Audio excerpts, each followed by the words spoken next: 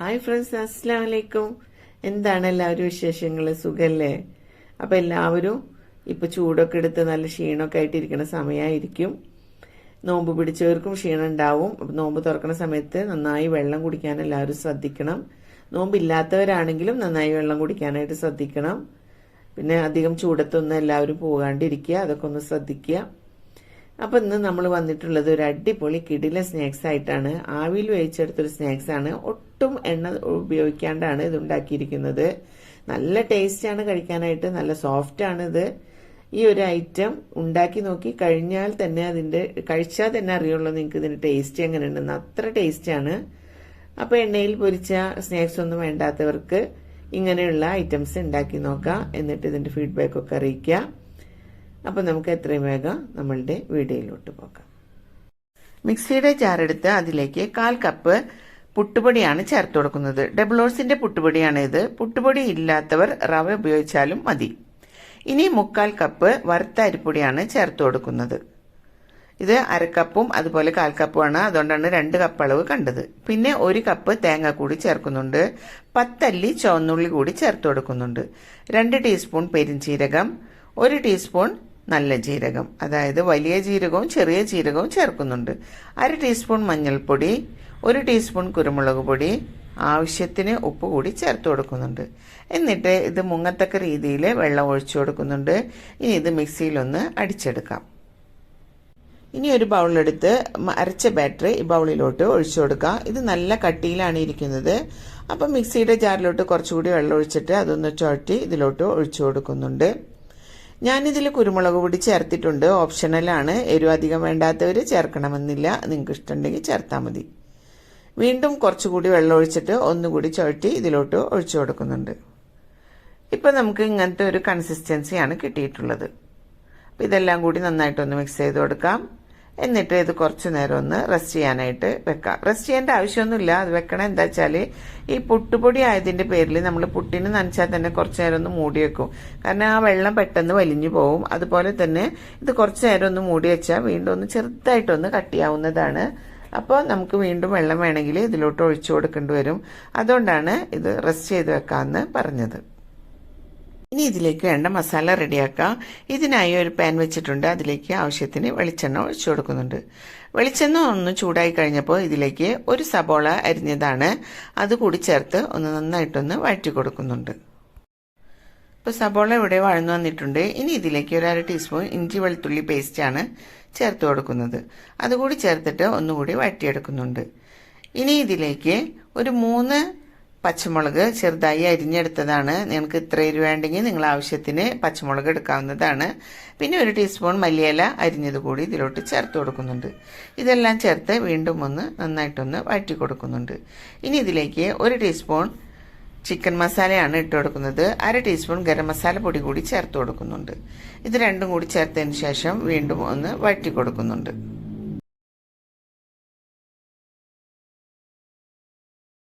അതിനുശേഷം ഇതിലേക്ക് ചിക്കനാണ് ഇട്ട് കൊടുക്കുന്നത്.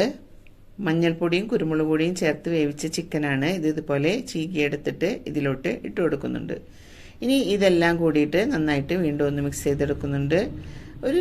കുറച്ച് എന്നുവെച്ചാൽ ഉപ്പിട്ട് വേവിച്ച ചിക്കനാണ്, അതുകൊണ്ട് കുറച്ച് തന്നെയാണ് നമ്മൾ ഉപ്പ് ഇതിലോട്ട് ആഡ് ചെയ്യുന്നത്. അതുകൂടി ചേർത്ത് വീണ്ടും ഒന്ന് നന്നായിട്ടൊന്ന് മിക്സ് ചെയ്തെടുക്കുന്നുണ്ട്. അപ്പോൾ ഇതൊന്ന് നന്നായിട്ടൊന്ന് വഴറ്റിയതിന് ശേഷം നമുക്കിതിൻ്റെ ഫ്ലെയിം ഓഫ് ചെയ്യാവുന്നതാണ്. ഇനി നമ്മൾ റെസ്റ്റ് ചെയ്യാൻ വെച്ച ബാറ്റർ എന്തായി നോക്കാം. ഇതിപ്പോൾ നമുക്ക് ഇങ്ങനെ എടുത്ത് നോക്കുകയാണ്, കുറച്ചുകൂടി ഒന്ന് കട്ടിയായിട്ടുണ്ട്. ഇനി ഇതിലേക്ക് ഒരു 1/4 കപ്പ് വെള്ളം കൂടി ചേർത്ത് കൊടുക്കുന്നുണ്ട്. അതുകൂടി ചേർത്തതിന് ശേഷം ഇത് നന്നായിട്ടൊന്ന് മിക്സ് ചെയ്ത് എടുക്കുന്നുണ്ട്. അപ്പോൾ ഈ ഒരു ലൂസ് മതി നമ്മളുടെ ബാറ്ററിന്. ഈ ഒരു ലൂസിൽ വേണം നമ്മൾ ബാറ്റർ റെഡിയാക്കി എടുക്കാം. ദോശമാവിൻ്റെ ബാറ്ററിനേക്കാളും കുറച്ചുകൂടി ലൂസായിട്ടാണ് ഇത് റെഡിയാക്കി എടുക്കാനായിട്ട്. ഇനി ഇത് ഉണ്ടാക്കുന്നതിന് വേണ്ടി ഇതുപോലെ ഒരു വട്ടനുള്ള ഒരു പാത്രം എടുത്തിട്ടുണ്ട്. ഇതിലോട്ട് ആവശ്യത്തിന് വെളിച്ചെണ്ണ ഒഴിച്ചിട്ട് ഒന്ന് നന്നായിട്ടൊന്ന് സ്പ്രെഡ് ചെയ്ത് കൊടുക്കുന്നുണ്ട്. നിങ്ങളുടെ കയ്യിൽ കേക്കിൻ്റെ ടിന്നുണ്ടെങ്കിൽ അതിലൊഴിച്ചാലും മതിയാകും. ഞാനിപ്പോൾ ഈ പാത്രത്തിലാണ് ഉണ്ടാക്കുന്നത്. അപ്പോൾ ഇതിൽ നന്നായിട്ട് വെളിച്ചെണ്ണ ഒന്ന് സ്പ്രെഡ് ചെയ്ത് കൊടുക്കുന്നുണ്ട്. അതിനുശേഷം നമ്മൾ ഇഡ്ഡലി ചെമ്പ് വെച്ചിട്ടുണ്ട്. അതിലേക്ക് ആവശ്യത്തിന് വെള്ളം ഒഴിച്ച് ഒരു ഇഡ്ഡലി തട്ട് ഇതുപോലെ ഒന്ന് കമഴ്ത്തിയിട്ട് കൊടുത്തിട്ടുണ്ട്.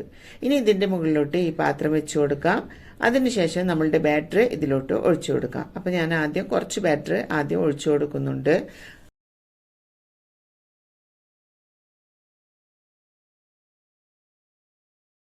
ഇനി ഇതിന്റെ മുകളിലോട്ട് നമ്മൾ ഉണ്ടാക്കി വെച്ച മസാല ഇതുപോലെ ഒന്ന് ഇട്ട് കൊടുക്കാം. എല്ലാ ഭാഗത്തും സ്പ്രെഡ് ആകണ വിധത്തിൽ വേണം നമ്മളിത് ഇട്ട് കൊടുക്കാനായിട്ട്. അപ്പോൾ ഇതെല്ലാം ഒന്ന് ഇട്ട് കൊടുത്തതിന് ശേഷം കുറച്ച് മസാല ബാക്കി വെക്കുന്നുണ്ട്. കുറച്ച് തന്നെയാണ് ബാക്കി വെക്കുന്നത്. ബാക്കിയെല്ലാം ഇതിന്റെ മുകളിലോട്ട് ഇതുപോലെ ഒന്ന് ഇട്ട് കൊടുക്കുന്നുണ്ട്. അതിനുശേഷം ബാക്കിയുള്ള ബാറ്റർ കൂടി ഇതിന്റെ മുകളിലോട്ട് ഇതുപോലെ ഒന്ന് ഒഴിച്ചു കൊടുക്കുന്നുണ്ട്. എല്ലാ ഭാഗത്തും ആകത്തക്ക രീതിയിലാണ് ഇത് ഒഴിച്ചു കൊടുക്കുന്നത്.